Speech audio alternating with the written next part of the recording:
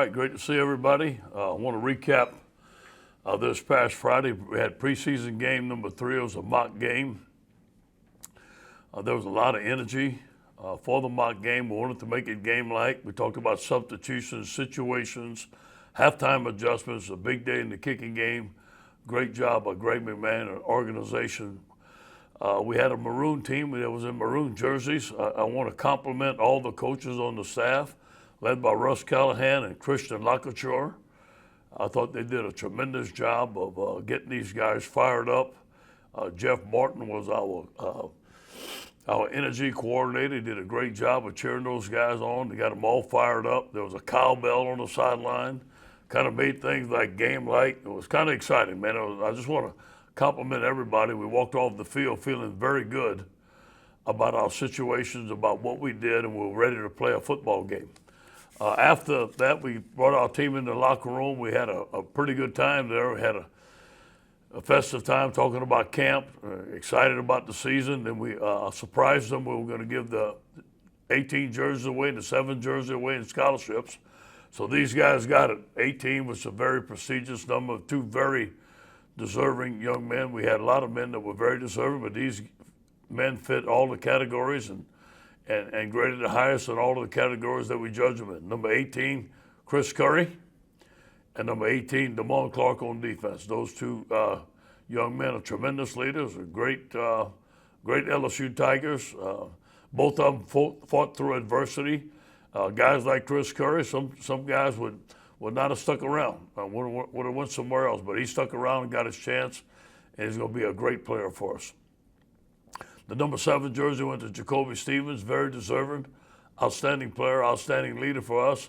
He was excited to get it, and I know he's going to wear it with a lot of pride. We also gave 3 scholarships out. I wish I could have gave 12, 15. The walk-ons on our program are outstanding, and there were about 10 of them that were very, very deserving. But these are the guys we gave it to: Josh Williams, Lloyd Cole, and Jared Small. And, the team was cheering. Everybody was happy. We said a prayer. We sang the fight song, and it was a pretty good day on Friday. Our guys had Saturday. The coaches came in on Sunday. Now it's time to get ready to play Mississippi State. Obviously, on Monday, you can always feel it's game week. There's a little fall weather out there, and 10 SEC games coming up, 1 game at a time. Fortunate that we have Mississippi State at home, 2:30 p.m. Central Standard Time. CBS TV, I know all our fans will be watching, and those fans that will come, I know they will give a lot of noise and make it as game-like as we possibly can. We're going to have to provide our own energy. We have to play very well. Mike Leach has done a very good job wherever he's at with the air raid. He has some tremendous offensive weapons at Mississippi State. One, Colin Hill, is one of the backs that I had the most respect for, some of the most respect for in the SEC last year. A very dangerous back, and especially in the spread offense. We've been studying his offense at Washington State, and his running backs could hit the hole, could bounce it out, and make people miss. Then we're studying KJ Costello, transferred from Stanford. We hear he's going to be a starting quarterback. Whether he's a starting quarterback or not, we don't know. Wait till game time, but I think that's going to be him, so we've been studying him. A very good passer, very knowledgeable, very experienced. On defense, Zach Arnett's coming from San Diego State. Very impressive numbers. Gave up 12.7 points per game, was second in the country. He was second in a couple of categories. I think he had a top 5 defense overall. And as we know, Mississippi State always has big, agile defensive linemen, 2 outstanding linebackers, safeties that are going to hit you, corners that are going to cover. I have a lot of respect for Mississippi State. I played them a bunch. Those young men are very tough. They love football. They're going to be very well coached. So it'll be a tremendous talent for our football team. But you know what? We're ready to play. We've been looking forward to this for a long time. I want to compliment our football team for not blinking, for always believing that we were going to play, always preparing like we were going to play. Our coaching staff, always preparing like we were going to play. Never took a day off, and we didn't think about nothing else but the safety of our football team and starting the season off right. So we're excited about this week, and I hope to see you guys on Saturday.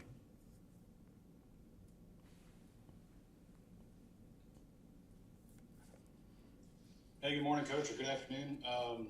2 questions. The first one is just a quick one. Do you have anybody that is out for this week due to the COVID? And then the second one, we've heard a lot about what Miles Brennan isn't. What is he to you as far as the strengths that he brings to the field? Yeah. We've all said that he throws maybe a better ball than Joe. Do you feel that's accurate? And what are you most looking forward to out of that position? Let me answer the first one without overstating myself. We're currently very low with guys that do have COVID. We're going to test 3 times throughout the week, so things could change, obviously. But right now we're in good shape. We have very few guys that are out because of COVID. I've always believed in Miles Brennan. I think he's an excellent young man. He waited his turn, a lot of respect. Has a strong arm, probably a stronger arm than Joe Burrow had. Can extend plays with his feet, not quite like Joe did. Is learning the offense. I think the spring kind of hurt for him not being with us, for us not practicing with his receivers. But I think he did a good job of catching up during COVID and catching up in the summertime. He was very accurate with the football in all 3 scrimmages. The only thing that we don't know, and I do believe that he's going to do very well, is how he's going to do in the fire. And the only way to know that is put him in the fire. I trust Miles. He's become a team leader. Short passing game is his strength. The deep ball is something that he is very good at, but I think that takes time for him and his receivers to get the timing down, and hopefully we can improve on that throughout the year. Hey, Coach, how you doing? Andrew Doe from CBS in New Orleans. Hope you can hear me okay. Yeah. Kind of going off of that, one thing that stood out to me about Joe Burrow last year was that physically, especially when he would take off and run, he was able to take the physical punishment if he did take those shots. How confident are you that Miles Brennan is at a weight and just a physical standpoint that he can take those hits if it comes to it? When he came to us about $170, I was worried about it. And now he's about 218, so I think that, he's prepared himself. He's got strong in the weight room. I think he's going to handle it well. He's going to be different than Joe. Joe went to run you over. I think Miles is going to be smart, going to run out of bounds when he needs to, dive when he needs to, whatever he needs to do, not to get hurt. And I'm going to tell him to do the same thing. But I think that when it comes down to taking a hit, he's going to be fine. He's going to bounce back. But you know what? He's going to have to do it time and time again. Hopefully he doesn't get a hit a lot. But in the SEC, you're playing very good defenses, and you can expect your quarterbacks to have to take hits. Hey, Coach, good morning. Coach, you always do such a good job about talking about what the LSU on the helmet means and what it means to wear the uniform and represent LSU. Considering everything that's happened in the previous months and, so many people just unhappy right now about different things. When you take the field this Saturday, do you think it's going to mean a little bit more with so many people looking for something to smile about? No question. I think that, LSU, as I'm born and raised, everybody lives for Saturday afternoon, Saturday night in Death Valley, to be able to see them Tigers play again, gather around the TV, cook some gumbo, make some etouffee, have some parties, go back to doing the things we can, obviously following the COVID-19 protocol, but getting back to a sense of normalcy, I think is going to mean a lot for the state of Louisiana and all the great LSU fans that we have out there, and especially our football team. Our football team has been working hard under extreme pressure. Here and they are going to play, they're not going to play, and you got to believe the coach. Hey, we're playing, we're going to compete to play, and they practice. They never skip the practice because of too many COVID guys out or nothing like that. We always kept on marching through, and now these guys are ready.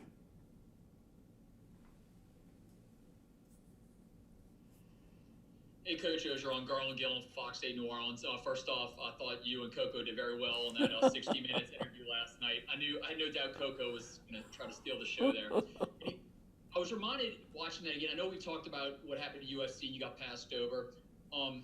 And there's other times where you feel like you haven't gotten your due. I know you talk about it as a team, but personally, what is that carrot in front of you right now? What keeps you going? Everybody's got something that they feel somebody's doubting them, and when you're on those jogs and when you're boxing in the gym, what keeps you going every single day that there's some person doubting LSU in your program? I kind of love it. I call it internal fuel. I digest it. It makes me want to work harder. And, there's questions. Hey, they lost Joe Brady, they lost Joe Burrow, they lost Jamar Chase. You hear it all. And, we know what goes on here. We know it's the core of our program here. I've got some great coaches. We've got some great players. We believe in ourselves. But you know what? At LSU, the standards are very high. The expectations are very high. You got to prove yourself here every game, every day. So that's what I enjoy about being here, that everybody expects you to win, expects you to be great, and that's the type of school you want to be at. I had two questions. One, have you any updates about Tyler Shelvin's possibility of returning to the team? Yeah. And, second, I'm sorry, did you answer that? I wasn't. No, go ahead. And the second question was you've talked so much about attacking style on the defensive front. With Mike Leach's system before, it seems like he likes to spread defense out so much, especially when it comes to splits on the offensive line. Yeah. How do you attack that offense? Yeah. First of all, Tyler Shelvin, I have not heard from. Everything is quieted down. Obviously, it's Monday of game week, so he hasn't returned. I'm not going to rule it out, but I have not a word. I have not heard a word from his family or from him, so I don't know where that's at. As far as the big splits, it makes it harder to get to the passer from the outside. It could open up the inside a little bit, but the quarterback gets rid of the ball so fast. They have a lot of screens. They have a run game. They keep you honest. But in order for us to beat Mississippi State, we're going to have to put some pressure on the quarterback and find ways to do that.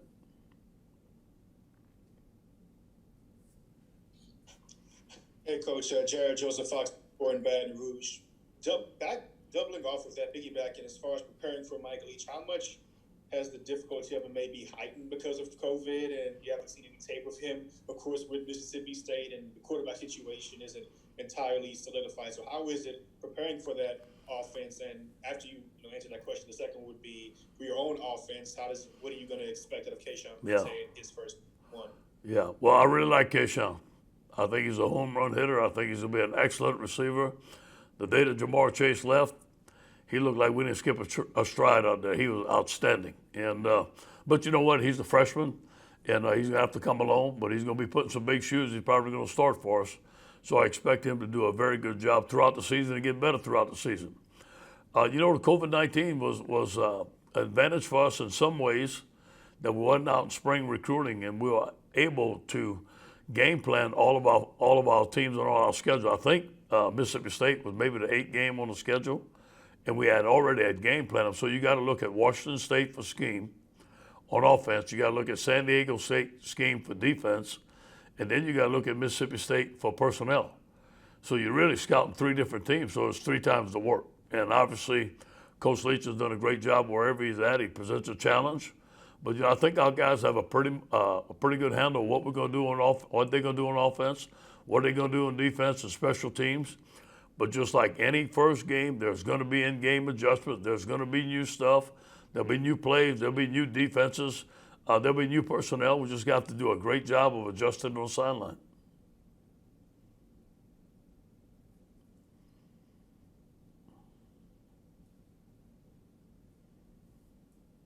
Hey, good afternoon. Early in camp, you talked about Liam Shanahan adjusting physicality right from Harvard to the SEC. I'm curious what you've seen in that progression throughout camp once pads came on, and especially notably this week because State's got a couple of really big defensive linemen who return. He's done well, surprisingly well. That was my biggest concern. He was going against Tyler, goes against Apu, goes against Joe Evans. Very smart, as we know that, can make all the calls.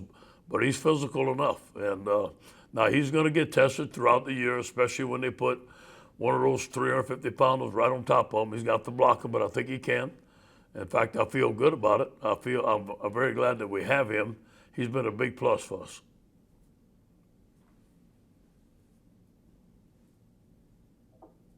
Hey, Coach. Obviously a big part of you guys, defending that air raid offense is going to be the secondary and those cornerbacks in particular. Can you just talk a little about what you've seen from Elias in the last couple of weeks? Yeah. And also just who do you think is going to be maybe in that nickel spot on Saturday? Yeah, I think you can expect to see Cordell Flott in the nickel spot. Jay Ward, when he's, if he's 100% healthy, I don't know how much he's going to be able to play this week. Maybe not. He's questionable right now. So it'll be Jay Ward or Cordell Flott. But Elias has shown tremendous improvement. No, Elias is about up to 6'2.5", 6'3" right now. Long, very smart corner, great ball skills, is learning the technique. Corey Raymond's starting to brag about him a little bit. When Corey brags about you, that means you're doing really, really well. And I think he has. And I think he, the communication, learning the defense, learning the checks, throwing in the fire in the SEC, I think is going to be something that he's able to do. And I think he'll play very well for us.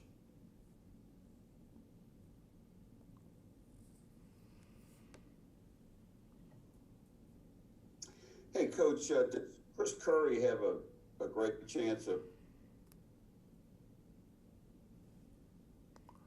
starting him, or how do you see that? Yeah, I think Chris is going to be the first back end, but I consider him, Tyron, and John all starters. I think that they're going to get equal reps. I think they're going to do things very well, and they're going to complement each other. And I think that, eventually as the season goes on, let's see who our lead back is. But throughout the camp, if I had to say there's a lead back, it would be Chris Curry. I think he had a tremendous camp, but so did the other two guys. They're very explosive. We talked about it this morning. If we'd have one strength on our offense, that we feel that it is the running back group, led by Kevin Falk, who's done a tremendous job. Kavontre Bradford is an outstanding running back, and so is Josh Williams. We gave him a young man from Houston. We gave him a scholarship, so we feel that we have 5 backs that can go in the game and do very well.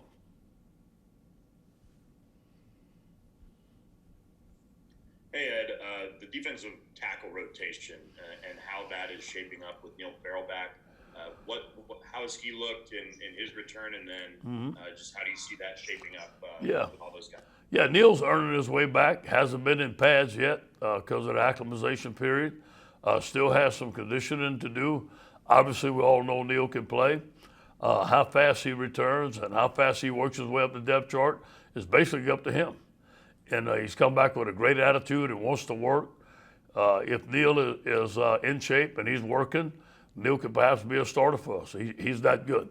But I can see him starting to get some game reps. I don't know if he's going to be ready. I think Tuesday and Wednesday is going to be some big days for him. But I see Glenn Logan, Apu Ika, and Joe Evans rotating the top 3 guys right there. And then maybe see Sony in there, maybe see Jacqueline Roy in there. So we got some options in there. We got Eric Taylor that can play. So there's a lot of guys that we can put in the game. But I think the top 3 are the guys that I talked about.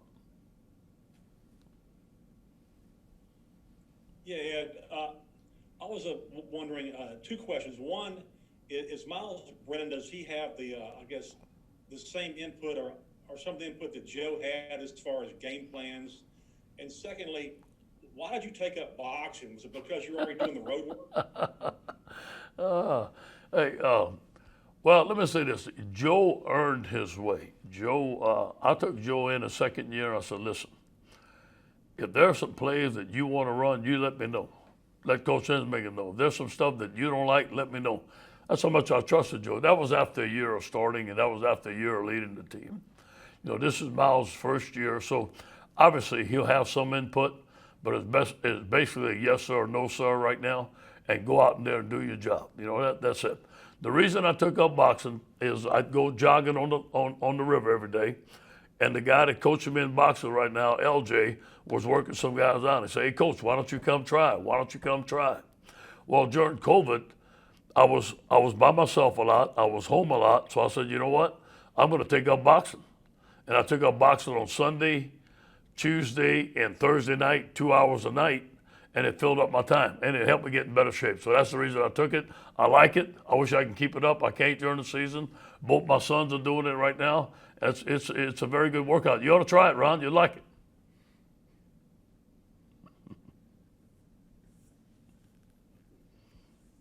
Coach, how are you? Nicole with KOB in Alexandria. First, I haven't seen much of Jacobian in the practice footage, so what's the status of Jacoby Gillard? Yeah, he had what we call a high ankle sprain during camp, which takes a little while longer to get back. I talked to him today. He has been a little gimpy at practice and been about 60, 70%.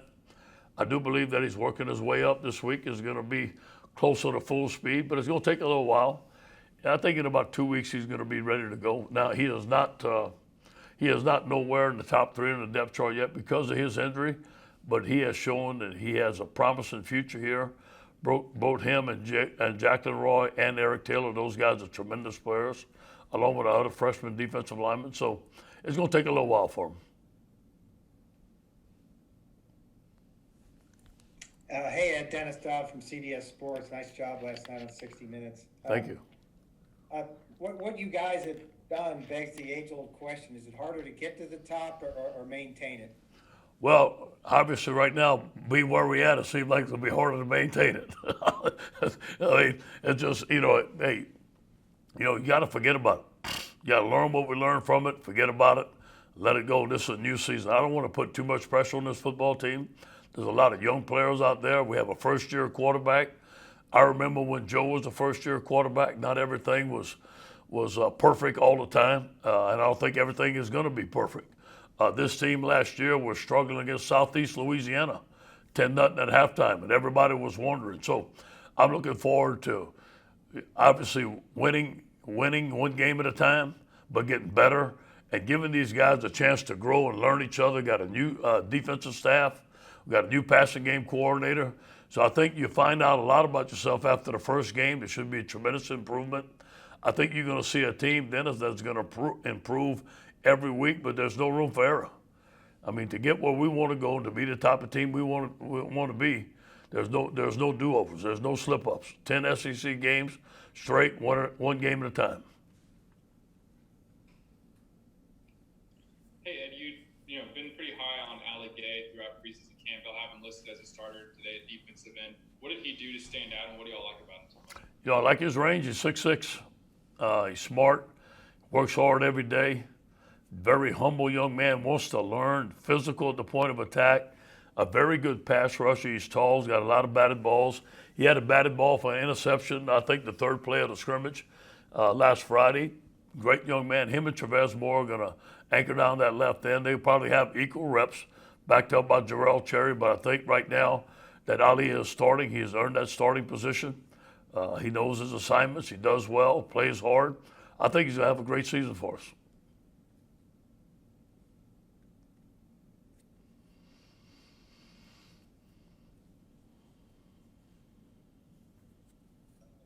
Stepping in when Chase opted out and not really missing a beat at times. If you toss in a guy like Eric Gilbert, when you look at this passing game, as good as y'all were a year ago, what kind of jumps out with this passing game? It all depends on what the quarterback can do. And last year, the decision that Joe made was incredible. And he was a coach on the football field. And then now this year, I think Miles can do the same thing, but those guys got to get their timing down. They got to get used to being under the fire together. Joe had been there a year. It was the second year.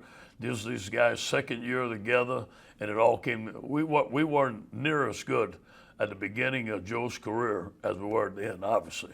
I think that we need to be patient, show that these guys are going to improve. But I do believe that Eric Gilbert needs to touch a lot of balls. Terrence Marshall needs to be our lead dog. Keyshawn Butte, those guys are tremendous players. Rayson McMahon, throwing the ball to the back out of the backfield, as many touches as we can get to our best players, put them in space, and let them make plays.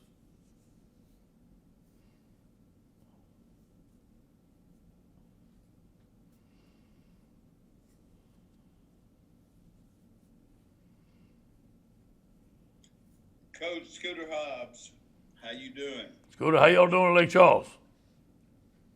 Oh, we're getting there. You got some electricity, I heard, huh? Last year, what? You got some electricity, I heard, huh? You got power? Oh, yeah. A little bit. No AC yet, but I got a window unit. Okay. That was engineering marvel getting that thing in. But last year, for all the talent you had that you obviously have to replace, how do you go about replacing the chemistry and the swagger that team had? And are there things coaches can do to get that chemistry in place? I think that's a process. I think it starts with the coaches of us fostering leadership. I think the three young men that I gave the 18 and the 7 jerseys are going to be tremendous leaders for us, along with several other players.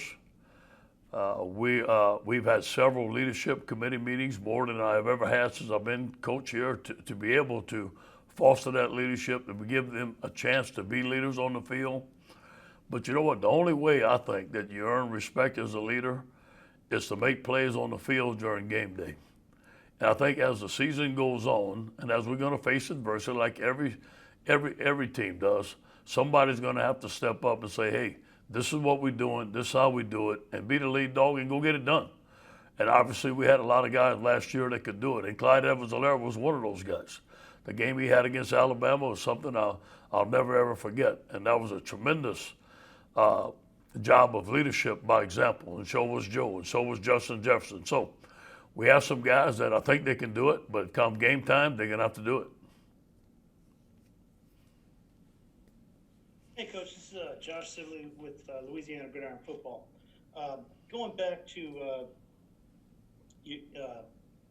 your nickel play, you've said Jabril Cox is athletic enough to play nickel.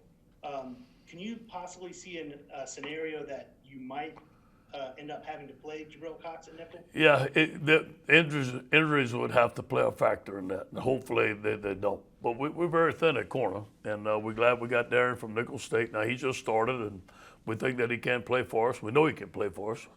And but it's going to take a little while for him to get used to it. Jay Ward is not 100% yet, so it all depends how fast he can come back. But I think we'd have to be down to maybe our third nickel for him to go in there. And we like him at linebacker. We don't want him to have to play nickel, but if he has to, he could.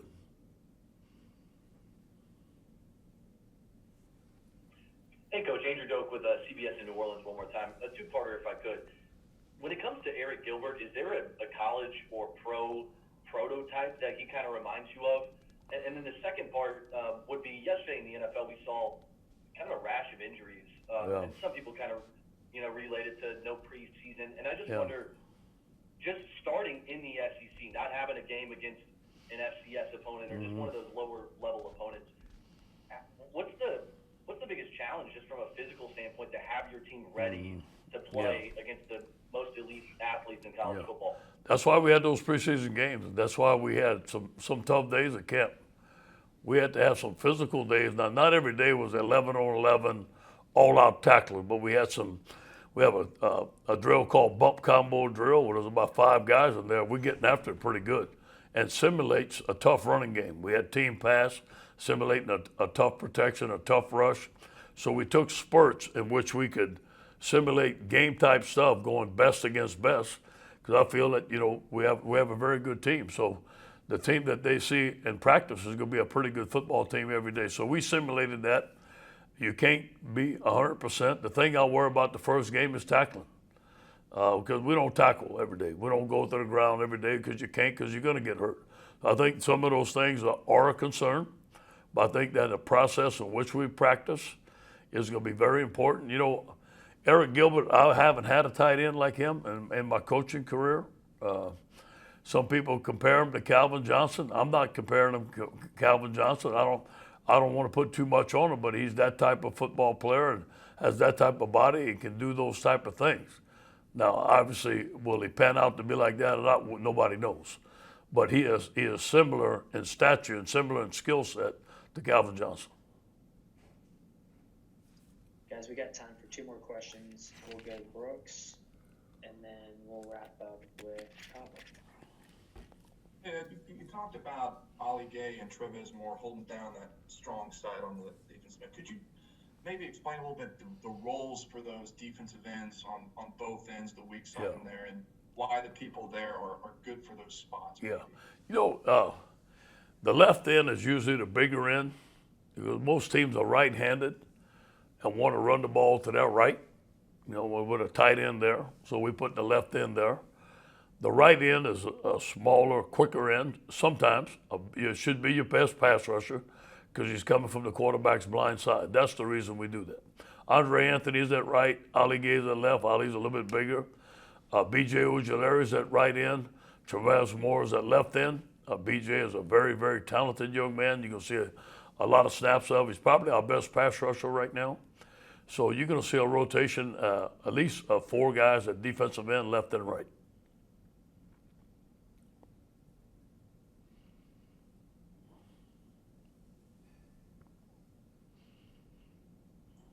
Sorry, Coach, I'm fielding texts about questions that people aren't going to get to ask. So I got a couple then, I guess. Is there anything that you're unsure about, whether it be roster or teams or anything of that area that you're trying to button up this week? And then finally, anything different as far as the way you guys are going to run things on the sidelines or in the press box because of COVID this year? Yeah. Well, first of all, this week, I want to start from scratch. We've been game planning last week. We game planned against Mississippi State, but I want it to be all new, all fresh this week, man. Going through the process. This is our first game week. Tell the truth Monday, competition Tuesday, turnover Wednesday, no repeat Thursday. We haven't had a focus Friday yet because of the time allotments and the practice allotments. So it'll be our first focus Friday. We haven't gone to the hotel yet. We haven't done the Tiger Walk yet. All that stuff. So I want to make sure all that stuff goes smooth. Preparation is smooth. And, the sidelines, obviously we're going to wear a mask. There'll be a lot less people on the sideline. We're going to try to practice social distance as much as we can. Obviously that's going to be a challenge, no question. But I think as far as the play calling, as far as the guys in the box, the guys on the sideline, everything's going to remain the same. We want to make sure that everything remains the same as well for our players so they can be comfortable in their environment. Okay, thanks everybody. That's it for today.